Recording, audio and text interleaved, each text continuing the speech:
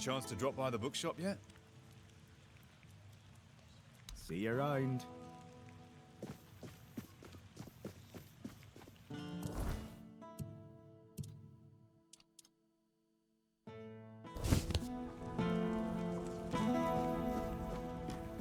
You sure about that?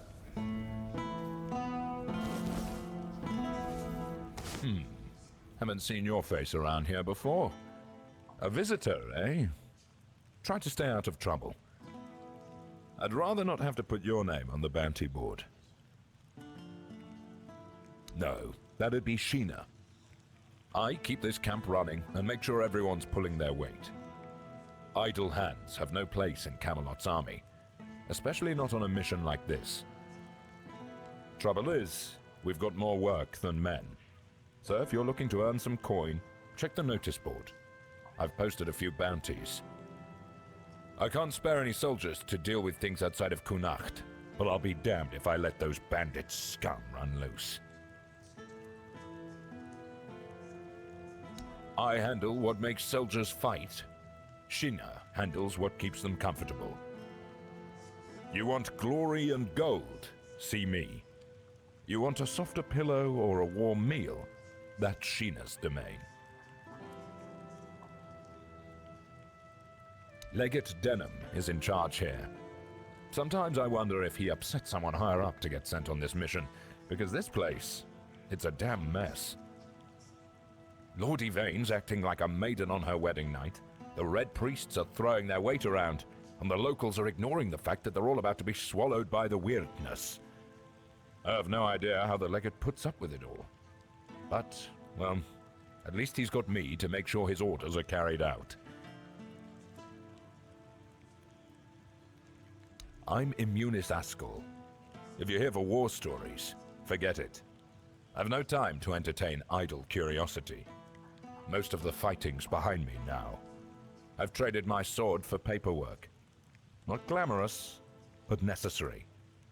Once we're done here, maybe I'll finally retire. Then I'll have all the time in the world to spin tales for nosy brats like you.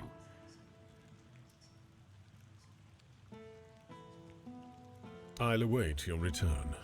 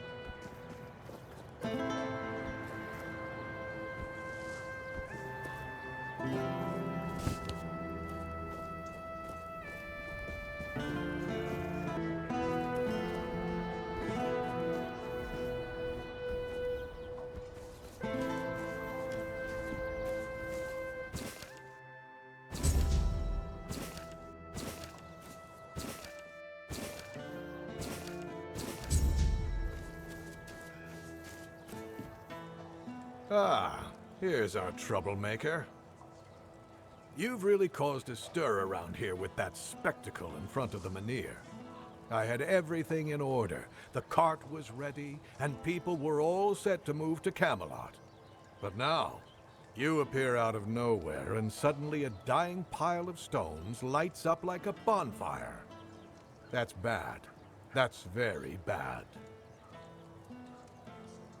Firstly, because now I have to write yet another report to Camelot that we're going to be late, and that they need to send us even more supplies.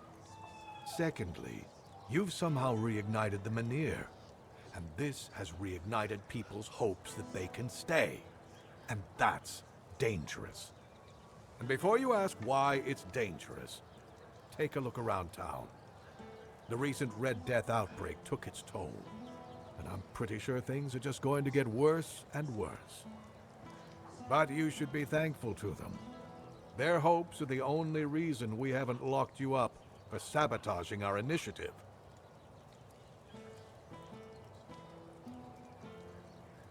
That's the assumption I decided to go with, and that's why we're talking.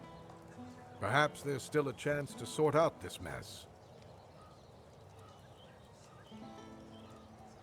You can go tell Murig that your presence doesn't change anything about our deal, and that you are unwilling to help with his endeavors, whatever they may be.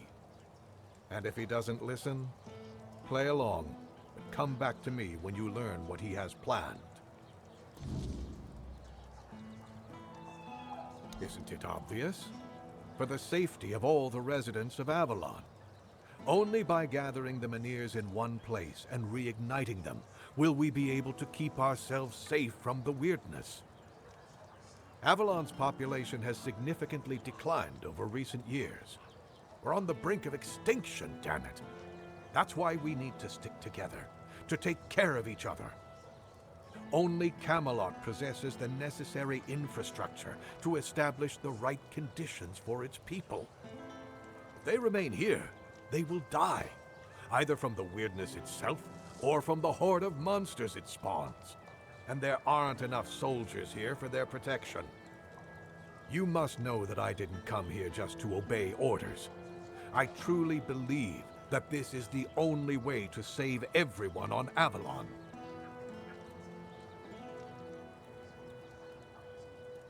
Then at the very least, we'll have bought some time for those wiser than us to think of an alternative solution.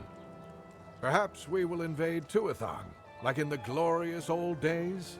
Or perhaps someone will find a way to free the derelict fleet, allowing us return to the homelands. I don't know.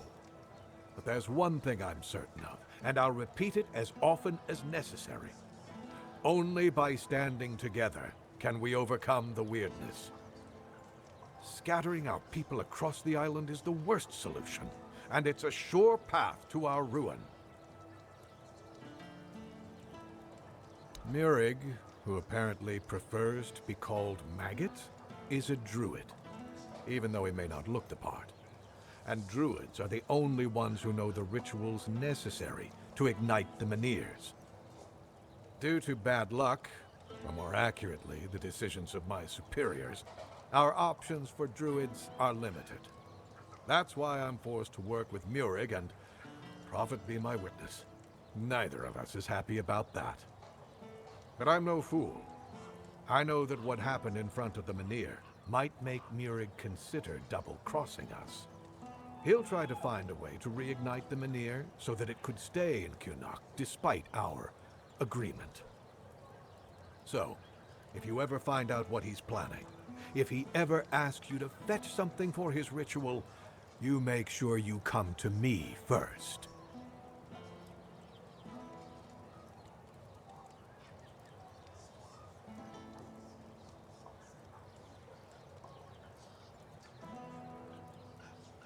Who told you that? The Dalriata? I've never paid a single gold coin to any Dalriata for deserters. Not even once in my life. However, there is some truth to what you've heard. You see, it's hard to keep the men's morale up in these uncertain times. It's really no wonder that every once in a while, some of them try to desert. Still, this is the military. Desertion is unacceptable and will always be punishable by death. Camelot especially insists on nipping that problem in the bud. So if you do take care of the deserters, you can be sure you'll be rewarded. Asgard will pay out bounties for each and every scalp you manage to bring him. Anything else?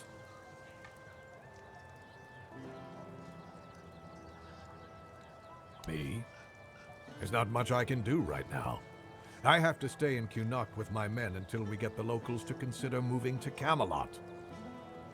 But if someone were willing to handle them in whatever way they saw fit, as long as they stopped being a threat to my men and the people here, they'd have my thanks. But all this should stay between us and on the down low.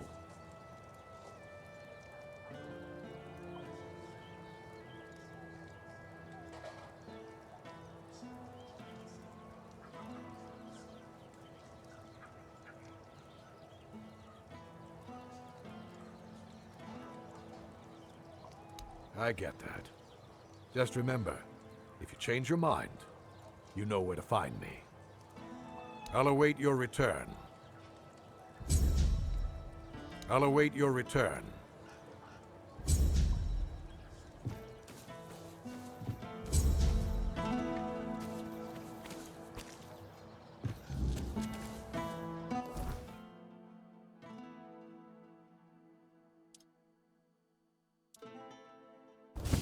You trying to start something?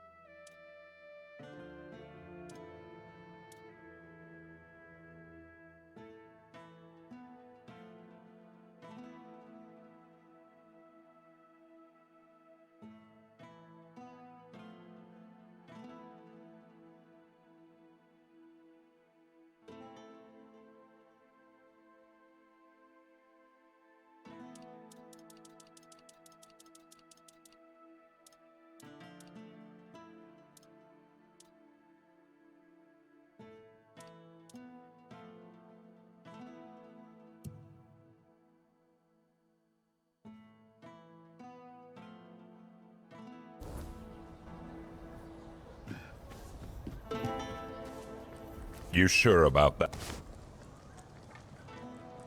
Yes? Well, I'll be damned. Nevera, known as the Chillheart. She earned that nickname because her blade supposedly freezes the blood of her opponents.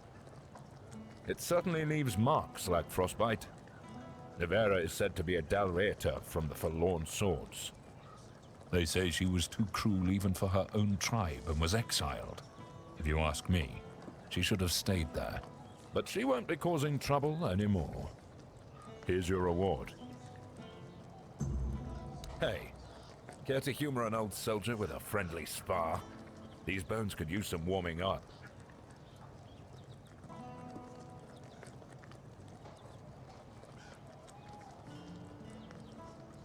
That's the spirit. Let's see if I've still got some fight left in me.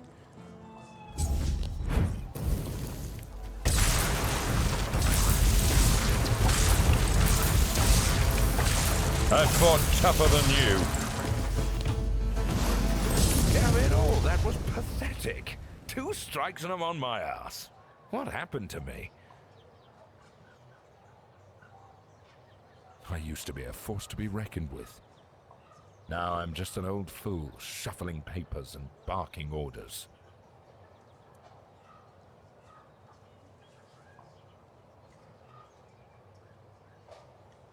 Don't you dare patronize me! I know what I am. Weak. Useless. A damn shadow of the soldier I used to be. But I'll tell you this. I'm not ready to go down without a fight. There's still fire in these old bones, it's just dampened. Exercise? I don't have time for that. I'll be in the grave before I see results. No, I need something faster. Something stronger. Exactly. You're quick. I'll give you that. There are potions, elixirs, things out there that can bring back the strength I've lost. I need one of those. Not some quack remedy, mind you. Something real. Something powerful. If I knew, I'd have fetched it myself. But there's talk of alchemists in the region who dabble in such things. And if anyone's got the gall to brave the wilds for it, it's you. I've also heard about some powerful stuff from the Dalrieta tribes. Trust me, I'm not a fan of those folks. But if it works as they say it does, I'll take it. Good. You'll be paid, of course. Just bring it quick, all right? The idea of sitting around like this for another day is unbearable.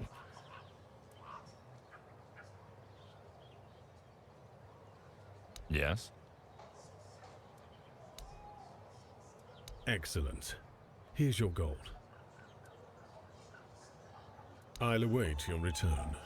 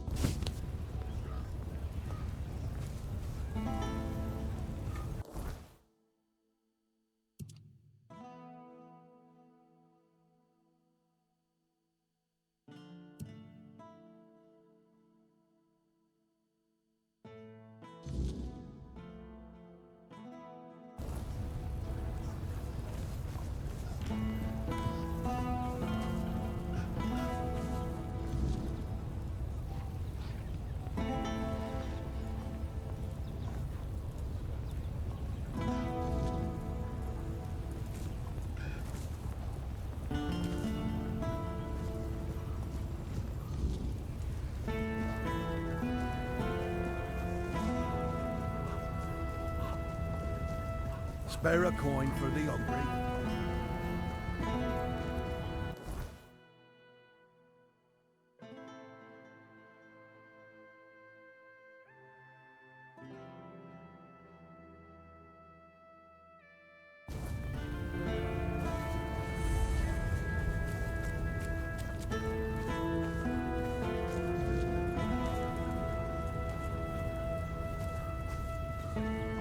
There's no need for violence.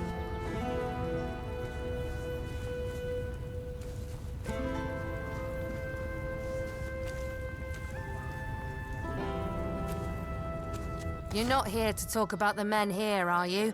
Oh, please say no. I've had my fill of that topic for a lifetime. Oh, there are far more exciting things to chat about. Like treasure hunting, for instance. You got a look about you. I bet you've been to some dangerous places, haven't you? I'm Bonksy, by the way. I'm an adventurer myself. I have a few trinkets to sell from my last expedition. Want to take a look?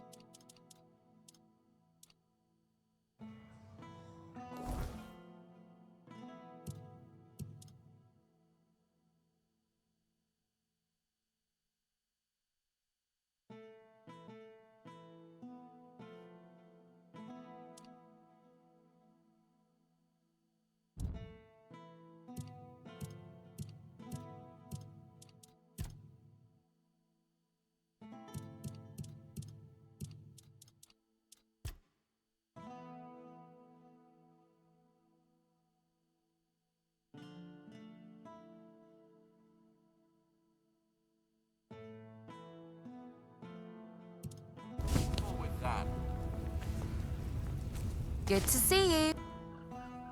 Oh, I'm not entirely sure. I'm just passing through. From what I understand, Camelot wants to move it to their place along with the inhabitants, but they prefer to stay. They want to live in one place their whole lives. Can you imagine that? Oh, all different kinds. Like the ones where you crawl through damp caves or cold tombs. dodge traps, and hope whatever's growling in the dark isn't hungry.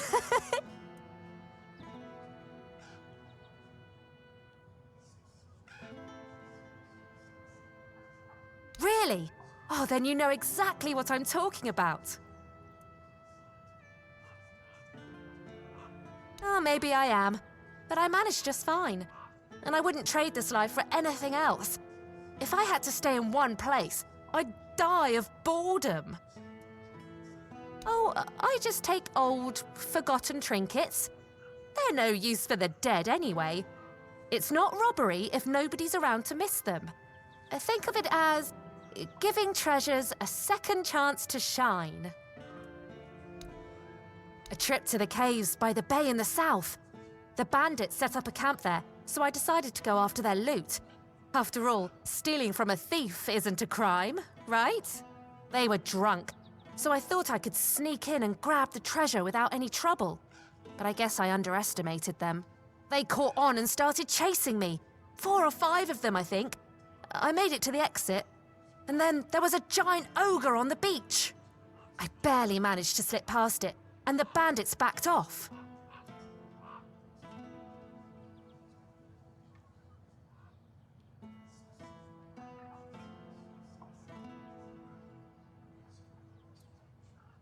Oh yes, the gods, Avalon, the stars, and most importantly, my magical hairpin that brings me luck.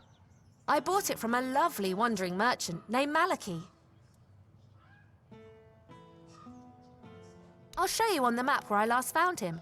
You should see some of the artifacts he carries. Real treasures.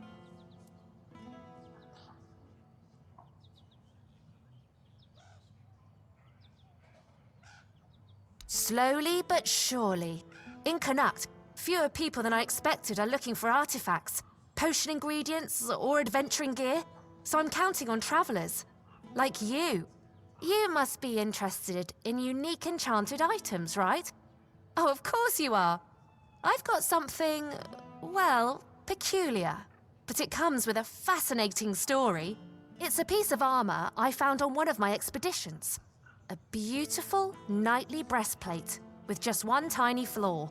It screams in pain when it's struck. It's kind of funny, but I'm afraid not many people have the sense of humor to wear it. I'll let it go for a mere 200 coins.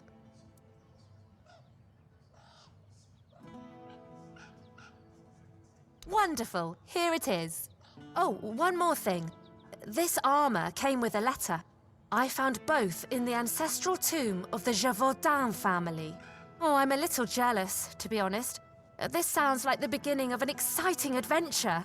I chased the trail myself, but first, I need to sell off my finds so I can travel light. With a full coin purse, of course. You do it okay.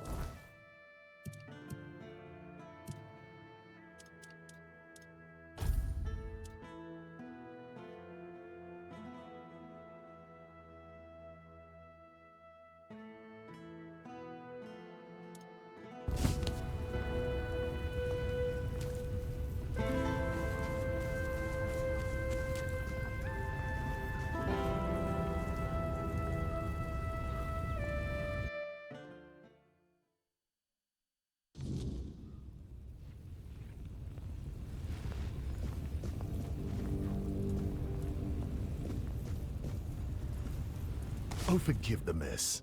I didn't really have much choice about where to set up my things. Normally I'd be in a tavern, but, well, it looks like the tavern is closed until further notice. That means Varel's bookshop is the only place where I can read and work in peace. Oh, of course, my apologies. I'm Imran. My thoughts tend to drift far from the present. I'm a scholar of sorts, though not the kind that hides behind walls of parchment. My calling is to seek out traces of what was lost. Ruins, relics, anything older than old. And yes, I'm a Pict. Not many of us wander these lands, I know. Staying in one place isn't exactly in my nature. So I travel, I learn, I dig through the bones of the world hoping to find something more ancient than mankind.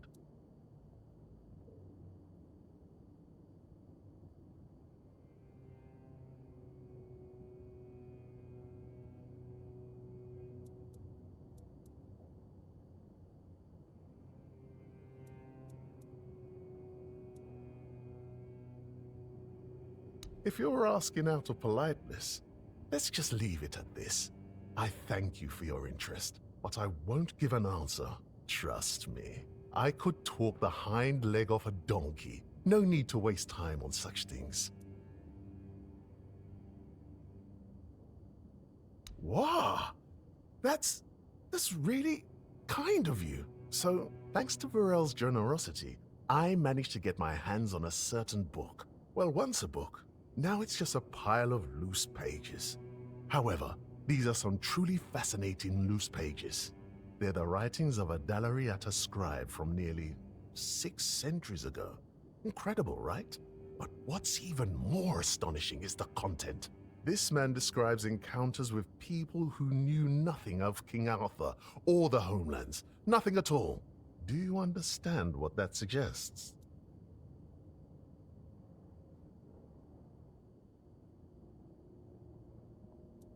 Ah, I'll tell you. It's so exciting. I suspect Avalon may have already been inhabited by a race similar to us, long before our arrival. I've traveled across much of the island, and I've come across some mentions of the people of Farpoint, a place far in the northernmost reaches of Avalon. Few have ever ventured there.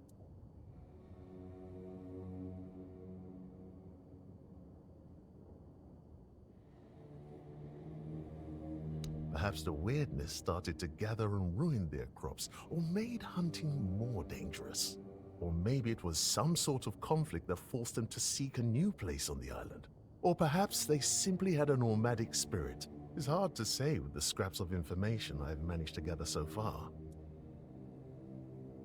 And so, my friend, here we are, staring down the question, or rather the flood of questions that wouldn't leave me alone. Many Picts I've known have prolonged contact with the weirdness. I thought it was just them, a bunch of lunatics, who first dared to embrace that strange force. And what if it was the first men who knew how to live alongside the weirdness? And think about it. If we could uncover how they did it, the possibilities would be endless. It could change everything.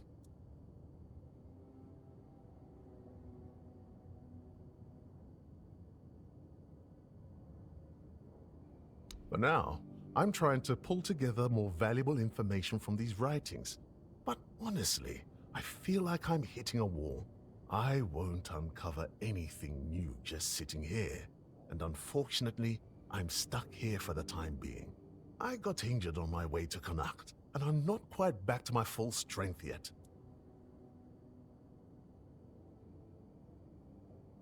Oh, don't worry about that, really.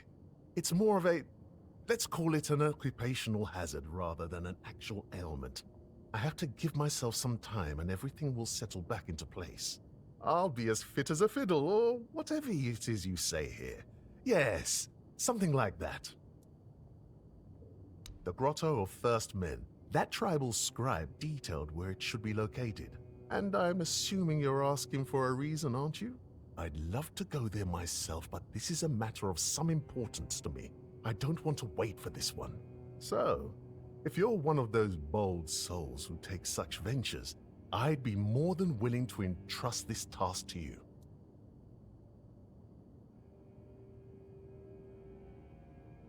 Truly excellent. I'm deeply obliged, my friend. Here are the notes. They should guide you to the location. Return swiftly, and more importantly, safely. I'll eagerly be awaiting your return. The place seems to attract trouble. Not a good place, then. I'd run out of breath listing all the things that plague this place. And I haven't even been here that long. Of all the misfortunes these poor people are facing, I'd wager the men here is the gravest of them. The Red Death, troubling as it is, seems manageable, at least with the intervention of the priests. But the weirdness, shoot. If the men here goes out, these people will face a far greater peril than any sickness or human form of conflict. I heard she was a Dalariata who runs a bookshop in Connacht. I was a bit apprehensive about meeting her. I thought I'd find someone overly rattled and stripped of her own cultural heritage.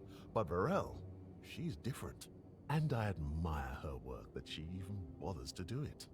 Sometimes, it feels like people have lost all interest in discovery, whether it's the kind found in immerses or the kind waiting out there in the wide world. Try not to get eaten by something weird out there.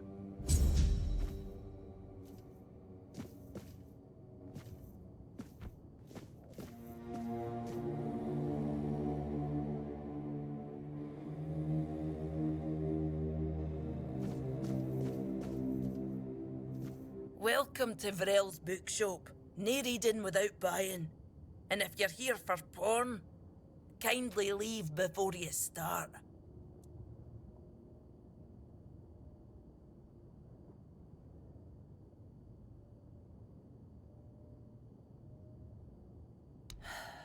Aye.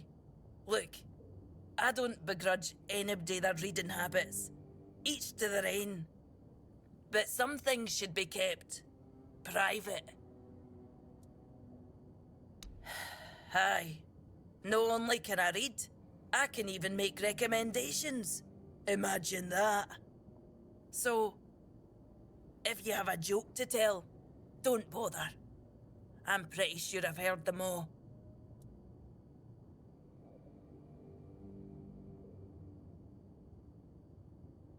Perhaps it is. But you'd think that so-called civilized people would accept it with more grace. Hearing the same crude comments over and over again makes me feel like I've never left the training grounds. Then there are the braver ones who tell me I'm not welcome here. Hell, it's just like talking to my sister. They all have more in common than they think, although mostly it's just prejudice.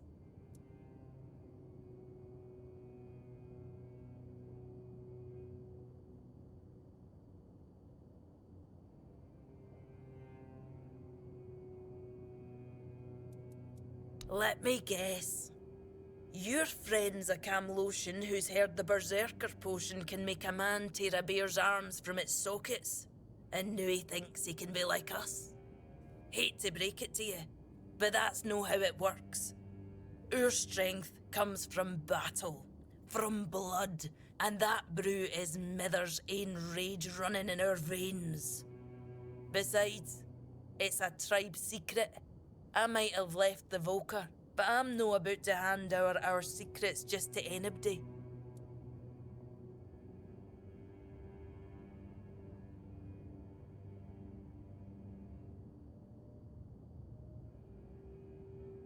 Camlosians and their love for shortcuts, but fine, have it your way. If your friend thinks swallowing something will help, maybe I can lend a horn. Here, it's harmless. Mostly herbs and a bit of spice. My father used to say true strength lies in the mind. So if your friend is as determined as you say, who knows? This might be enough for them. Good luck convincing them it's the real deal. That's half the battle.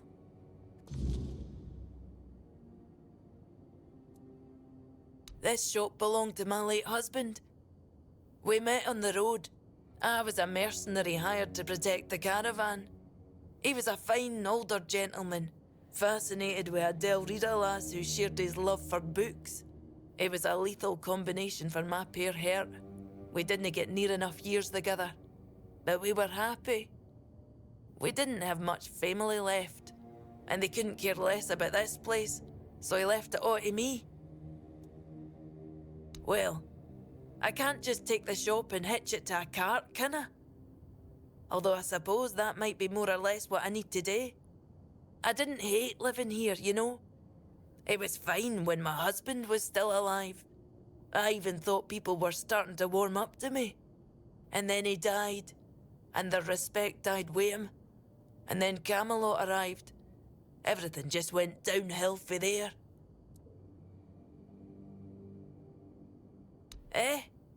They're no all bad.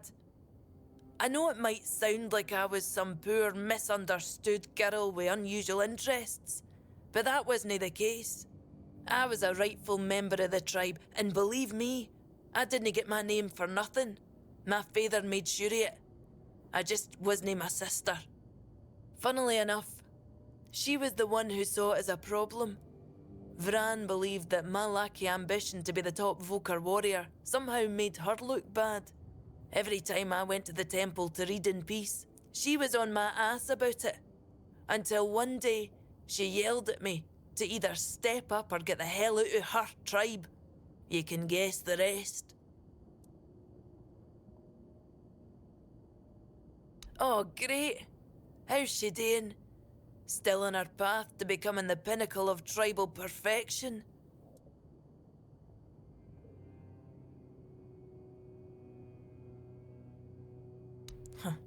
Of course she did. It doesn't surprise me that she decided to join a fanatic. Though it is amusing that she chose one capable of using compound sentences. She never believed in the power of words. But perhaps that's exactly why she ended up following a man who fed her beautiful lies.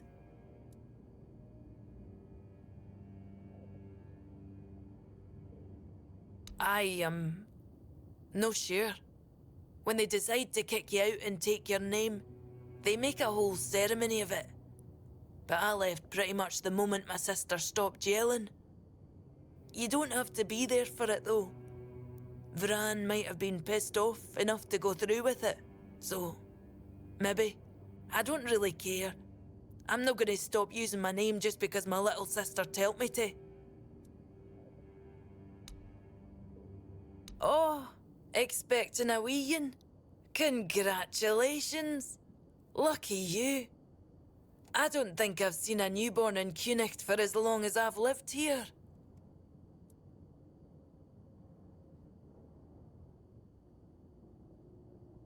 Oh, is it now? Well, well, well. And why can't he come home and buy it himself?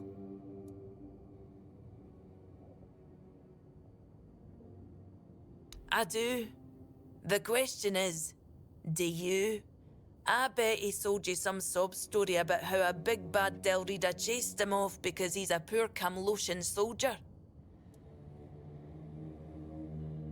Oh, that's precious. I chased him off because he couldn't take no for an answer. He came in and tried to seduce me. Told me he just loves to devour books. But he'd gladly do the same with me. Books, sure. Maybe for breakfast, to add variety to his military fare. When I told him I wasn't interested, he got all pissed off and called me an ugly dumb savage. I only let him leave with his teeth intact to avoid proving him right. Tell you what, I'll sell you that book. But fair warning, I'll be sending his fair wife the story of Giron the Unfaithful, with a special edition forward for me. Deal?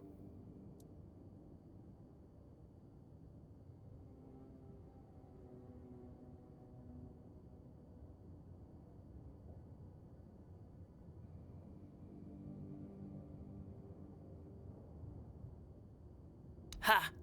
Pleasure doing business with you. I hope his wife won't go easy on him.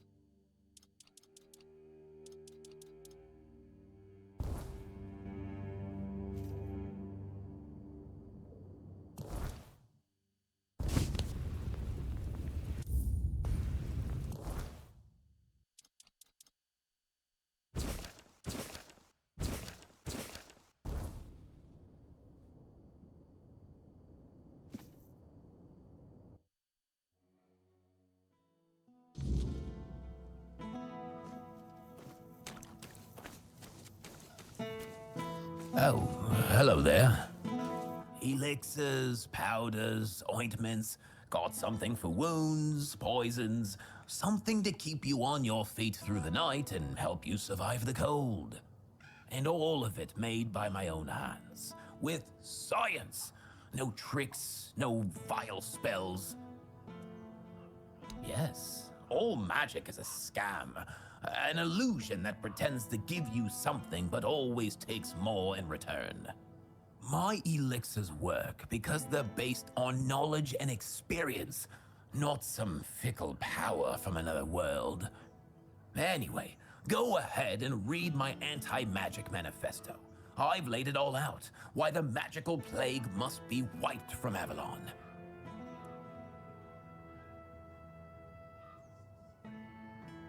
So he's just old.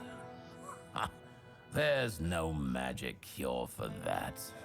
Because magic is nonsense. But science?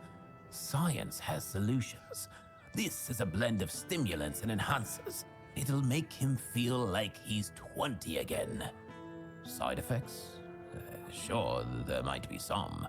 But what doesn't come with risks? If he's desperate enough, he'll take it.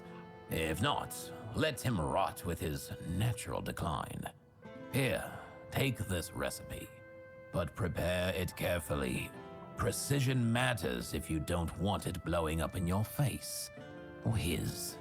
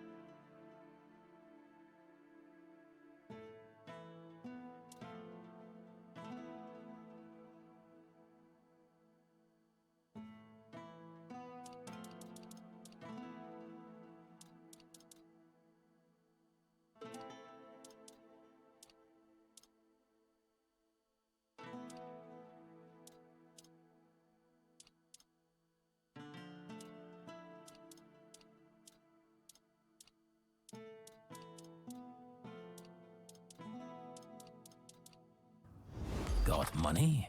I've got elixirs.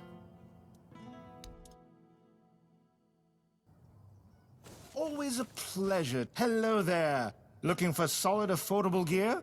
You've come to the right place. Ah, but where are my manners? I'm Alwyn. And you, my dear stranger, look like you're in dire need of a resupply. Well, the men here doesn't seem to be on the verge of dying anymore, and with the Camelocians around, business is booming. The longer they stick around with nothing to spend their coin on but our stalls, the better for us. It's a bit of a shame I'll have to delay visiting my brother at the Horns of the South, but he'll understand. He always says he can't leave his stall for even a single day.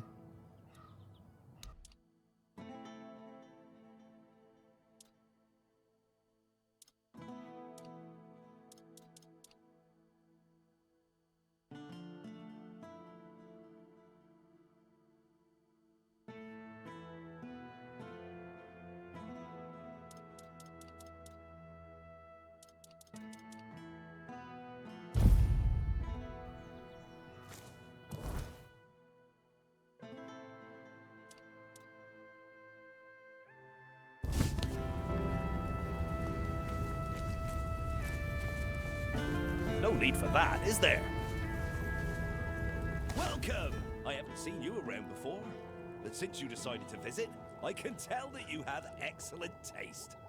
One day, a friend of mine asked me if her new dress looked good, and I told her, you have excellent taste. She was tickled pink and said, oh, do you really think so? And I said, absolutely. After all, you came to me for advice. Now, let's get down to business. My name is Osmond. If you're in need of a bow or some arrows, I'm here to explain everything and offer you some advice.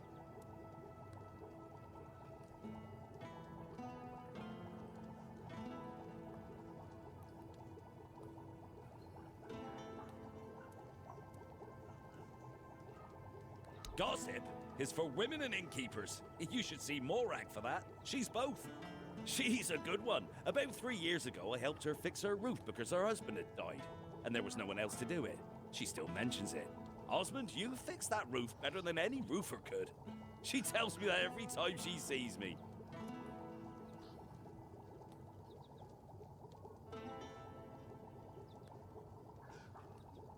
About Connacht, what do you want to know?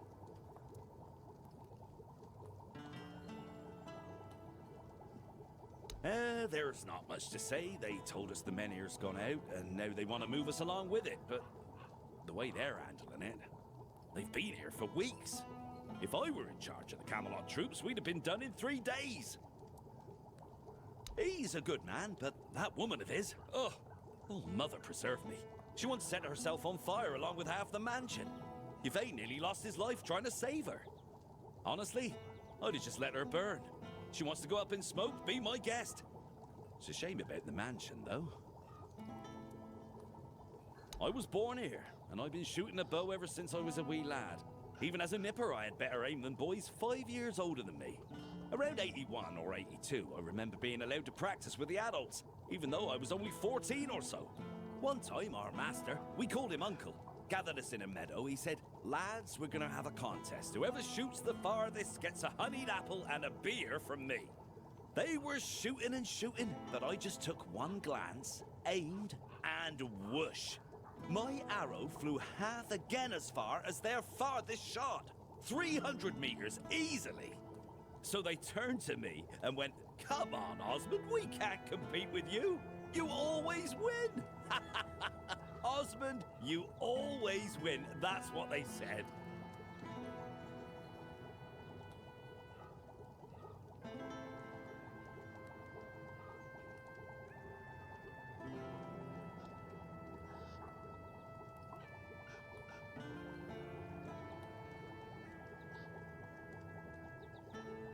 I could have joined Camelot's army. With my aim, they would have made me one of the royal archers.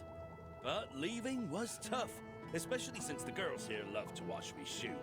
They'd squeal with delight every time.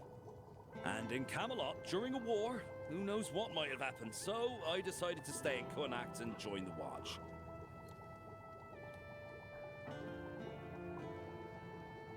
In the Watch, I taught others to shoot. Some of them loved those lessons so much they kept practicing even after sunset. So I'd ask them, "What are you doing here? You can't even see the target." And they'd reply, "Oh, but the lessons with you are just too short, and we're really excited about archery."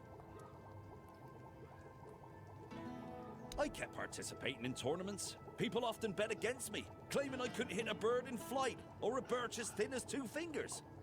I usually came out on top, earning a decent amount of money. But somehow it all just vanished over time. Then I quit the Watch and began trading in top-quality bows and arrows. That's all there is to know about me. Oh, and I have an adult daughter, but I'm not sure if she's still around. She left Connacht and we lost touch. No. Good advice is always handy, especially when it comes from someone experienced. And believe me, when it comes to archery, I'm not just an expert. I'm beyond that. In fact, I'd be surprised if you found anyone on Avalon who knows more about it than I do.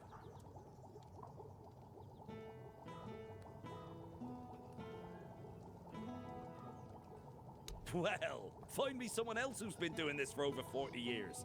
Every aspect of it. Back in '84, I was chosen to represent Connacht in the team archery tournament. And I wasn't even a lick over 18 back then. During one round, we were shooting at targets 100 meters away. The target was the size of a small apple and the wind was blowing from the left. So, I took aim and wham! Right in the middle. Even the captain of the Camelot team jumped up and asked, "Have you got any more like this one? Maybe the boy would rather shoot for us."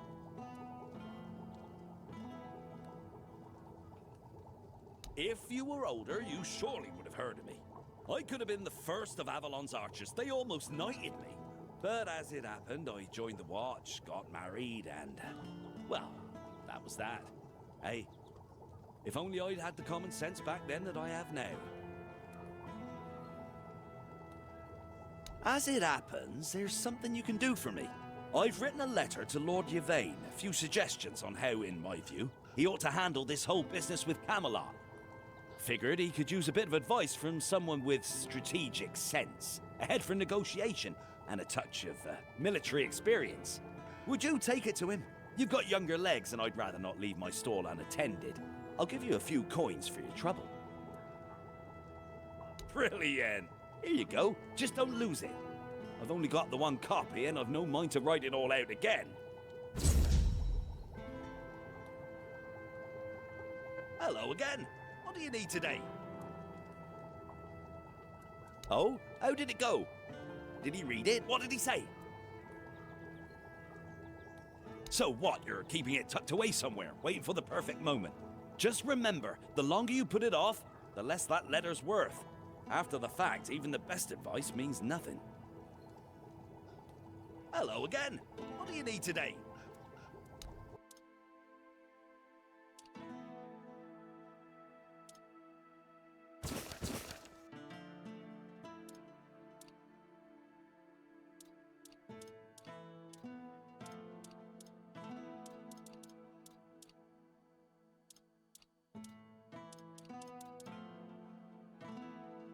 Leave it all.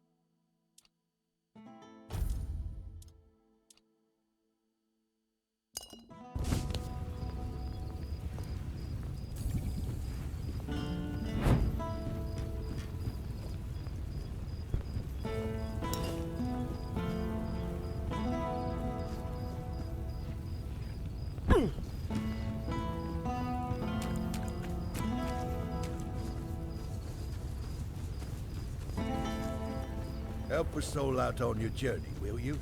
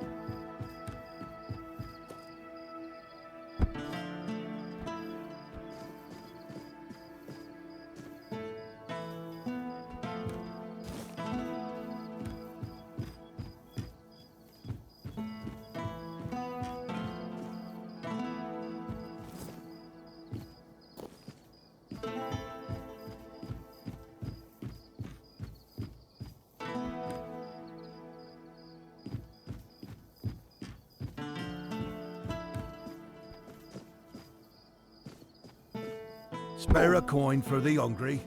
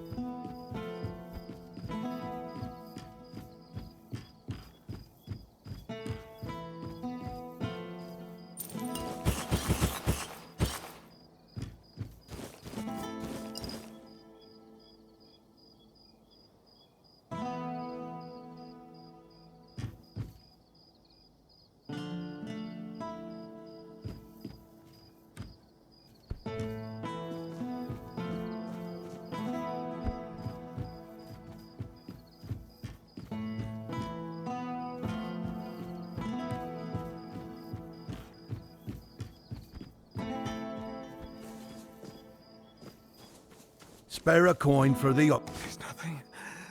Absolutely nothing. Nothing at all.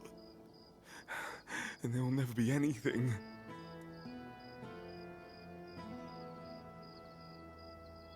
Look around you.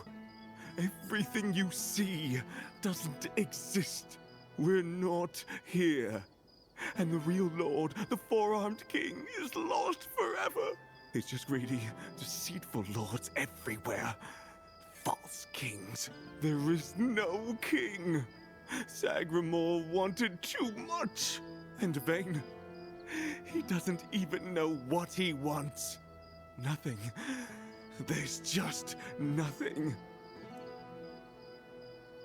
I've seen his cursed kingdom. I've seen it haunt my endless nightmares. A kingdom now forgotten by all. An aberration that should never have existed. I saw it. He made them kneel and cry his name. Sagramore! Sagramore! Sagramore!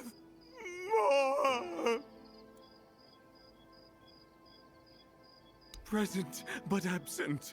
Always absent. Always uncertain. Kunark is doomed, as is Yvain's entire bloodline. Gold. Ah, yes. Gold. The true nothingness. Gold. The true... Gold. The true... Gold. The true... God, the true, the true, God, the true, God, the true, God, the, God, the, God, the,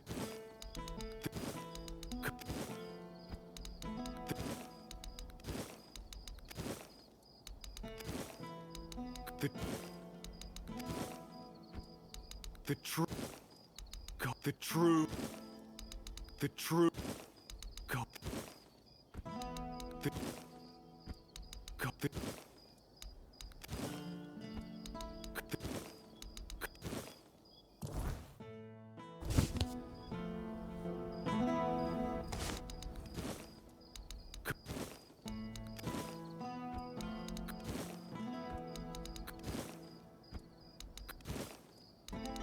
the true, the true,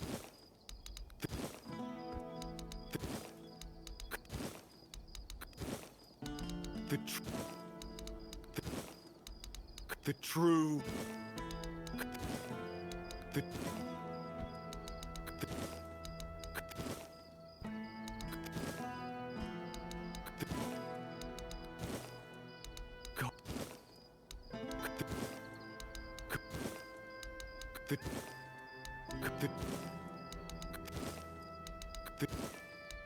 the true, the true, the true.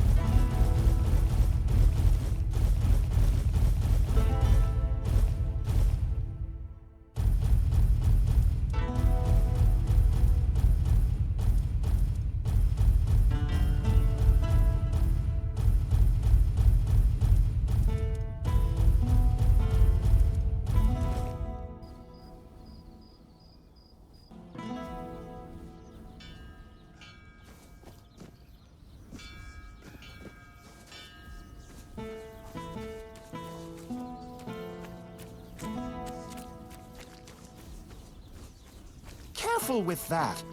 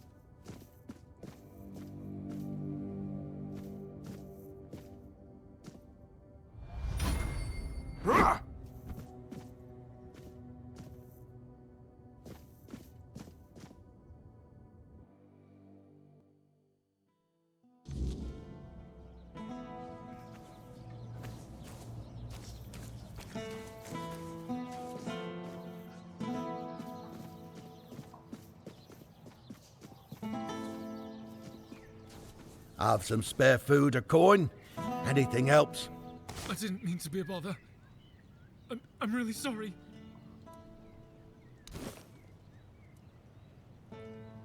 Oh, all right.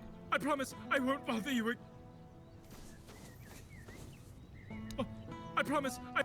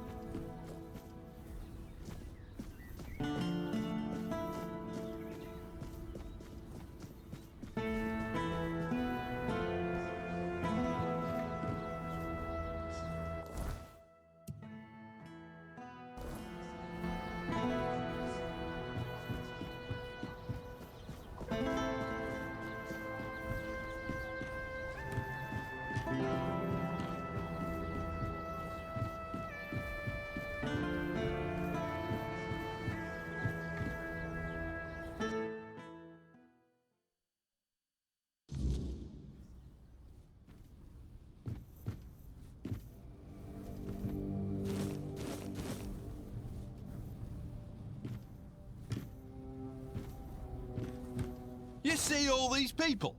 Men hear this, men hear that. The weirdness is coming. The Red Death is raging. Camelot will eat your children.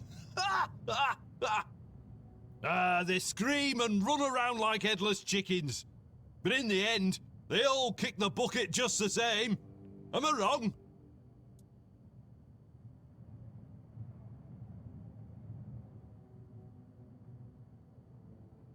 Oh, you bet it is.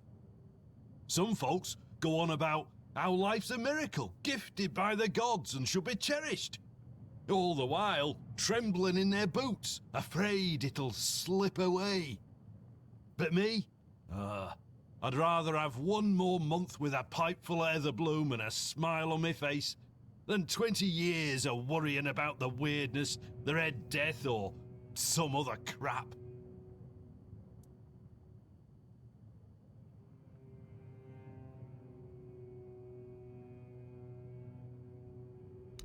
Interesting. I call it bloody stupid.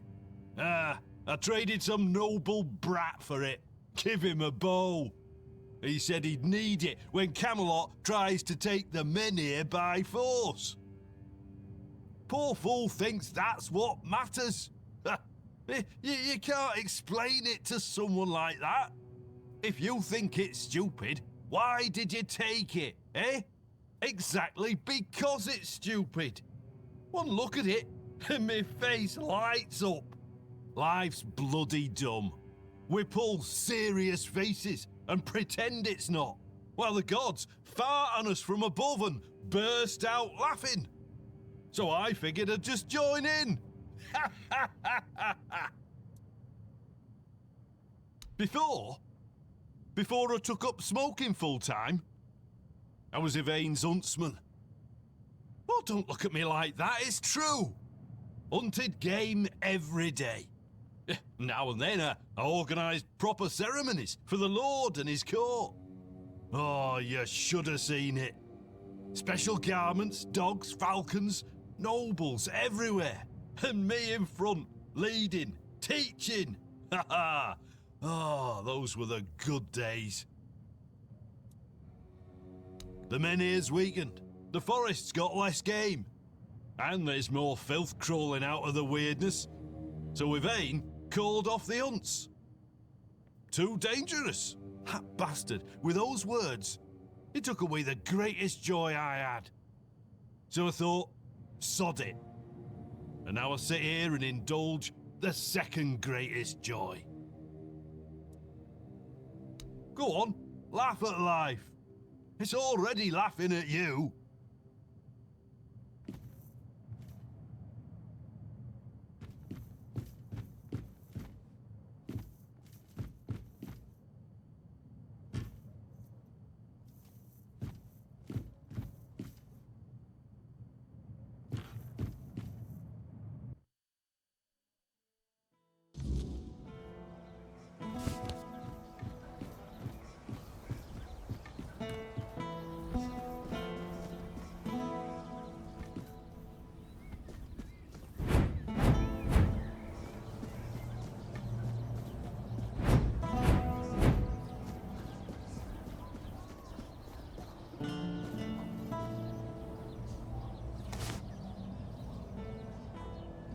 This is my shield. But there's no part of my soul inside. We need to look somewhere else. But I can feel the missing part. Close. Maybe it's the men here. Maybe it needs something from us.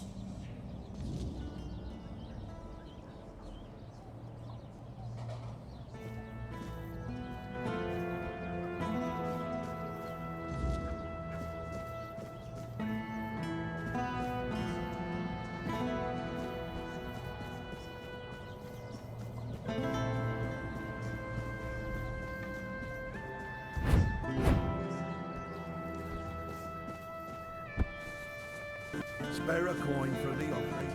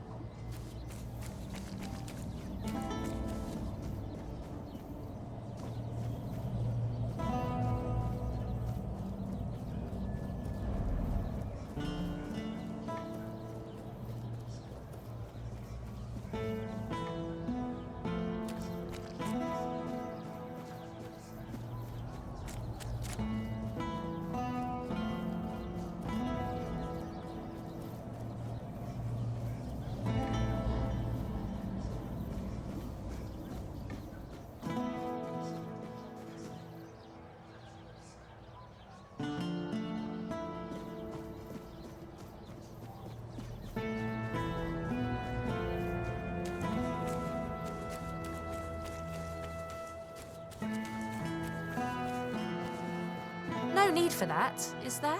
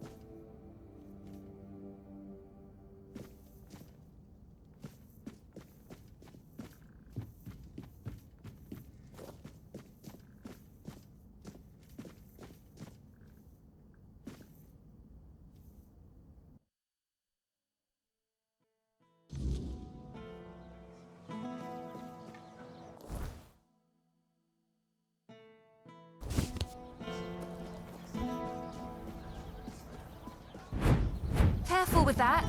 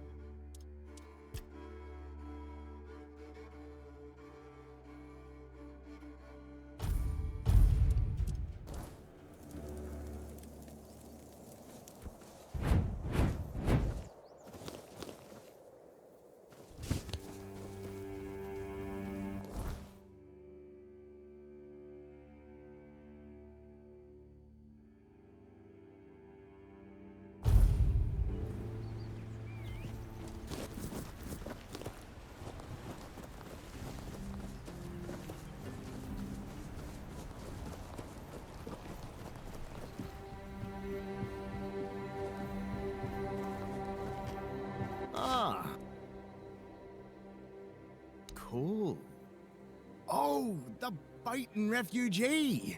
Yes, yes, I've heard. I'm so glad that whole mess is finally over. It's a huge weight off my shoulders, I'm not gonna lie. I know Fergus probably already rewarded you, but here, take something extra. Just from me. And maybe now we'll actually get some peace and quiet around here.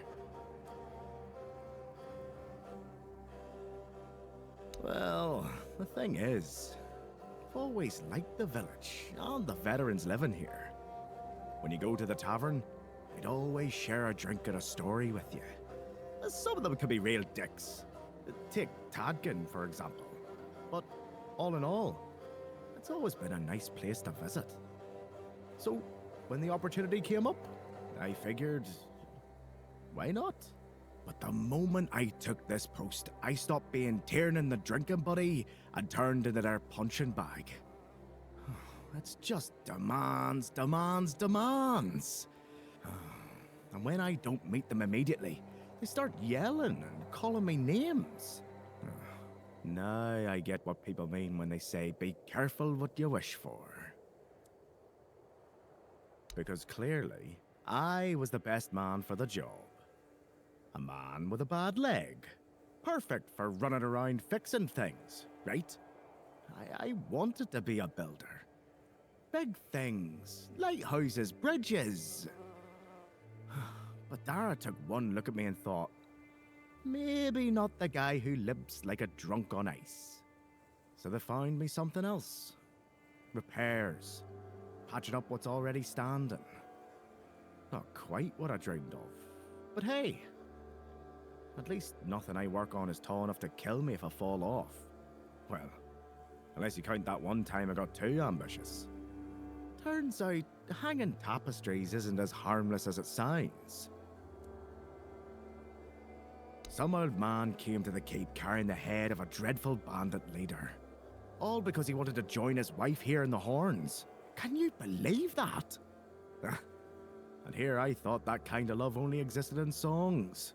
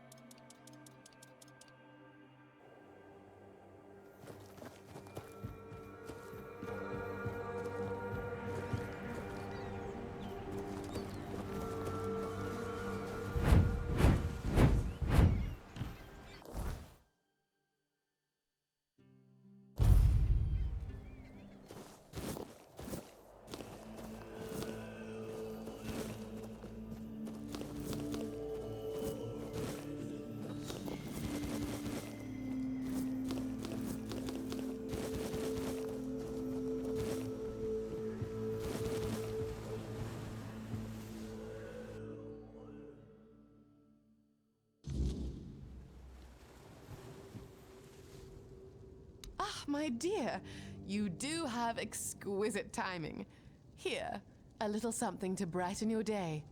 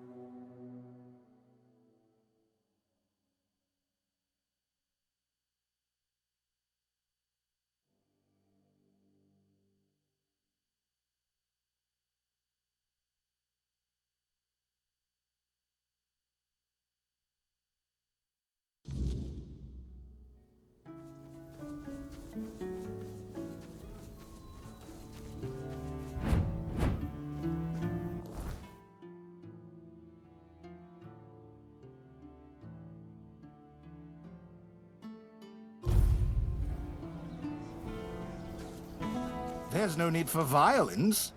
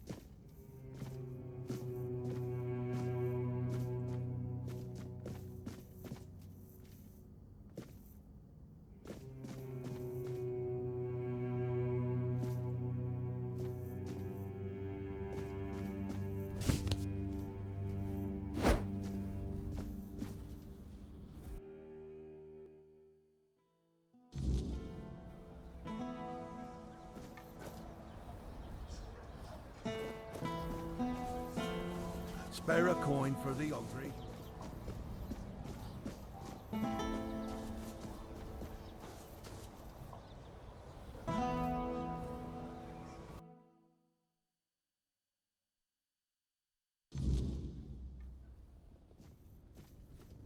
Whoa! Put that away!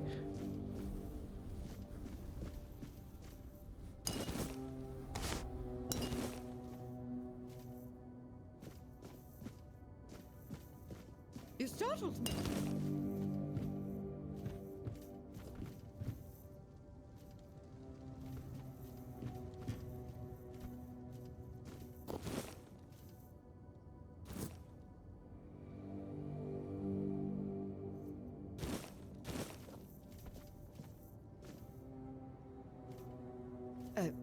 You need something.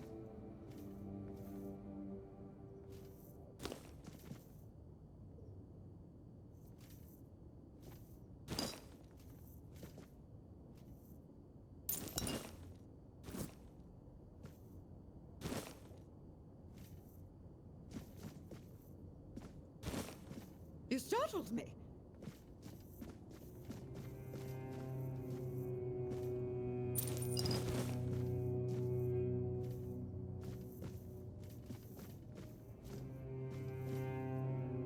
Just passing through.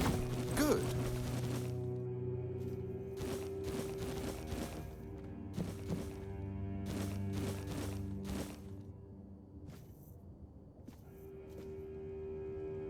Welcome. I am Vessa Meredith Talbot. Please ignore the crates. My husband's doing. He insists on preparing for an evacuation I won't join.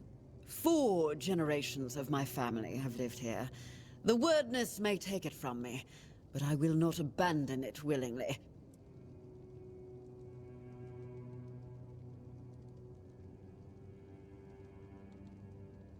I believe nothing is certain until it occurs. Hope remains while the Menhir stands.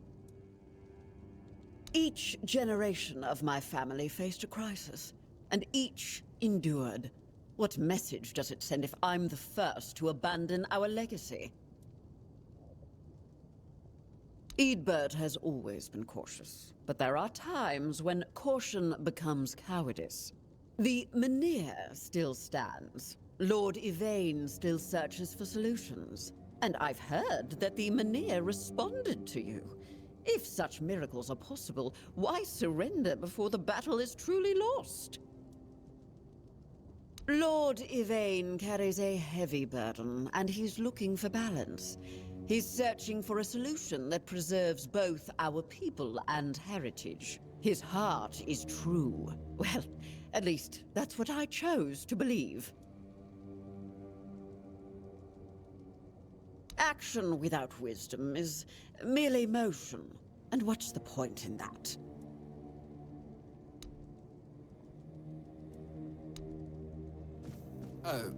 You need something?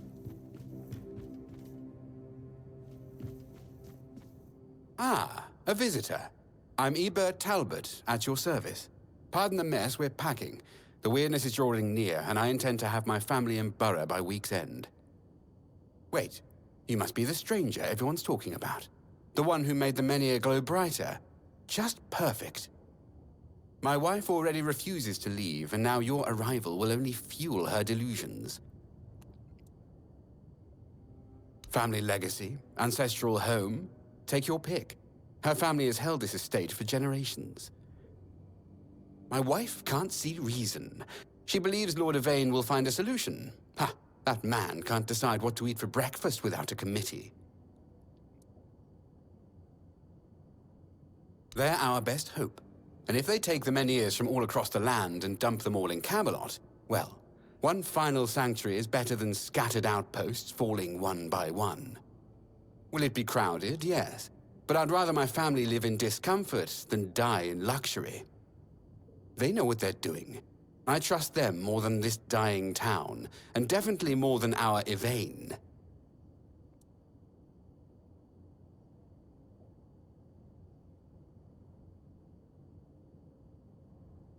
Multiple times. I've attended every meeting, presented rational arguments, offered to fund transportation for those who cannot afford it. Yvain listens politely, then does absolutely nothing. A weak man bearing a great name. His ancestors were a great house. Legends say Palamedes stood firm against Arthur himself. Yvain can barely stand against a stiff breeze. The sensible ones have, and now only the stubborn remain. That includes my wife, of course. We should be ready to depart at a moment's notice, yet my wife still refuses to pack a single dress. I won't leave her behind. But I cannot stay and watch the weirdness take everything I love.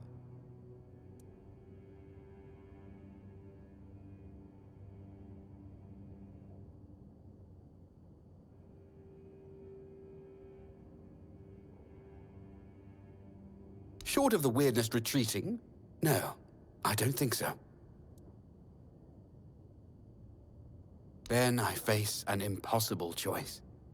Leave my wife to die, or stay and perish alongside her. I love Vesa with every fiber of my being.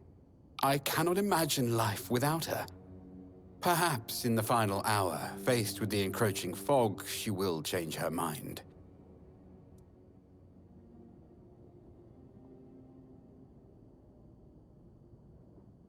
You would do that? I'd be most grateful. Vesa respects new voices than my endless nagging. If you could convince her, I would owe you a considerable debt.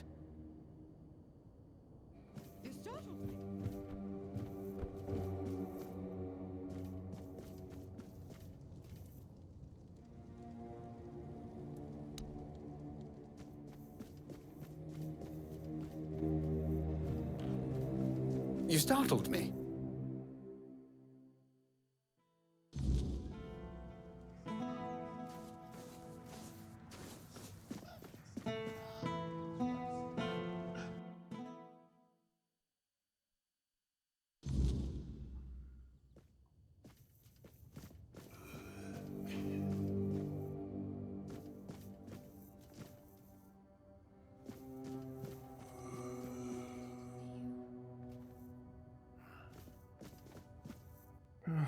Leave me alone.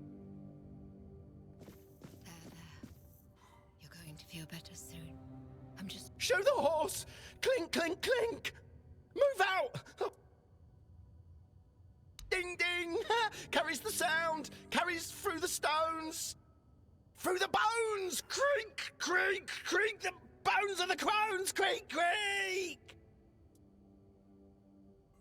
Crunch, crunch! Oh, the wolf eats the spoils, eats the cows, eats the heads, tears to shreds. Eat the thigh! Hear the cry! Creak, creak! There. You're going to feel better soon. There. Do you need something? Are you in pain? I'll do all I can to help. But I need to warn you that our supplies are quite limited.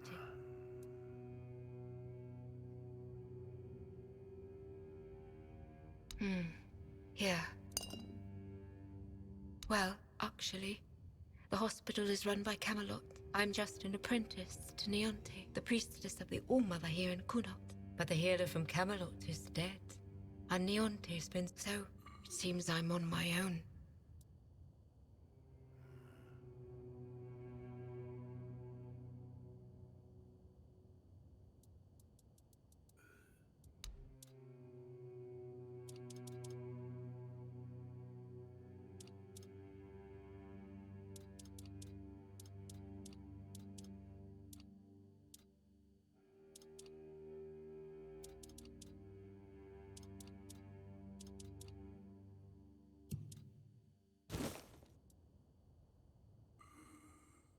Camelot treats this place like a field hospital. To them, it's temporary. Though I suppose that's their outlook on all of Kunot right now. The legate says Camelot simply can't spare anyone else. According to him, one priestess and her apprentice should suffice. And yet, his soldiers are the ones who are supposed to get priority. Even if they only have a blister, I'm required to treat them before a local with a broken leg. Oh, she thinks I have everything well in hand. As if she doesn't notice it, all falling apart. I know I should feel flattered by her trust. But honestly, I'm just exhausted. I'm not even a priestess. The only training I've had is what she's given me. Ever since Lady May fell ill and died, Neonte's barely been here. She just sits by our grave. Truth be told, I'm a bit worried about her. Even when she does come by, she seems absent, and I don't even have the time to go check on her. It is. It really is. The hospital's barely holding on. Camelot pays us a pittance for treating their soldiers. and the villagers just pay with what they can. But I can't make medicine with eggs and chickens, and even if I could, I don't have the time. Some days, I dream that someone will swoop in and take it all off my hands. Ideally, it would be Niante, but I'm not sure I can count on her anymore. Still, maybe it's worth a try.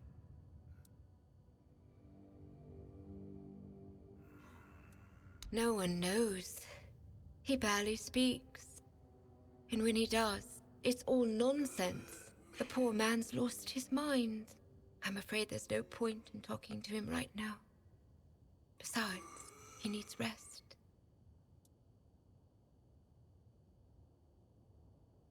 You should speak to Legate Denham. All I know is they sent him somewhere. And when he came back, he was like this. If I had to guess, I'd say it's the effects of the weirdness.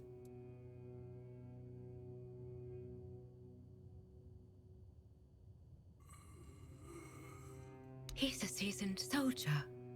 I'm sure he's seen plenty in his life. I doubt anything could scare him enough to drive him mad. The other soldiers said he was acting completely normal before. So it's not some long-standing illness of the mind.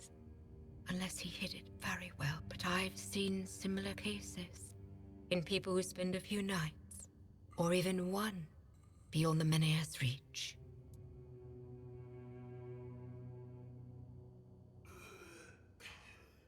Weakness from age.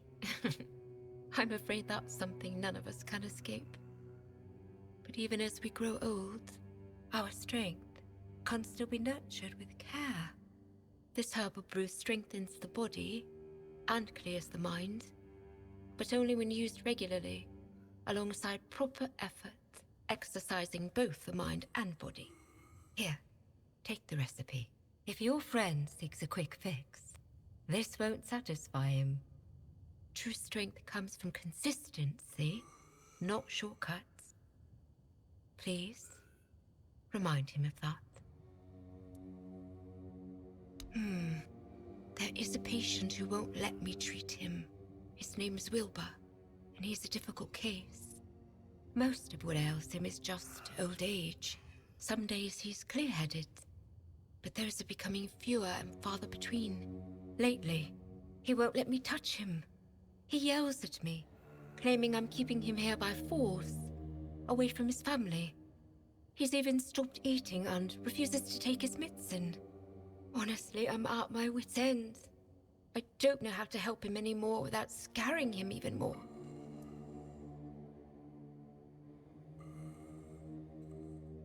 All of Connacht knows that I was marked by the weirdness. It's not as bad as people make it out to be, but some are superstitious. They believe I bring bad luck.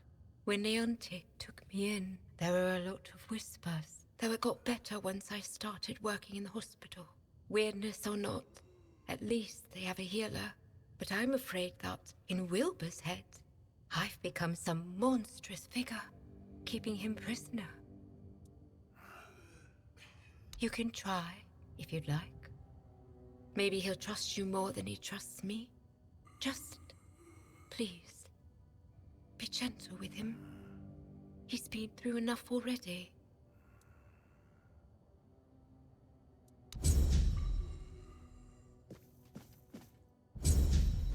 Have you come to offer aid, or do you stand among the wounded? If so, do not let fear grip your heart. Your time will come. Trust the will of the word, and you shall shine.